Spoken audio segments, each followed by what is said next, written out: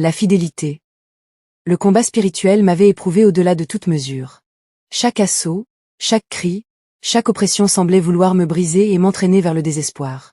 Les ténèbres avaient déployé toutes leurs stratégies.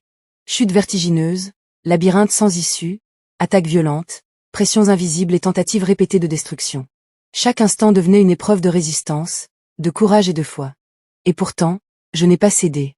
Même lorsque mon corps souffrait, lorsque mon âme tremblait et que la peur cherchait à m'envahir, ma foi demeurait intacte. Chaque attaque, loin de m'abattre, renforçait mon attachement à Dieu et affermissait ma détermination. J'ai compris que le combat spirituel n'est pas seulement une confrontation, mais une école.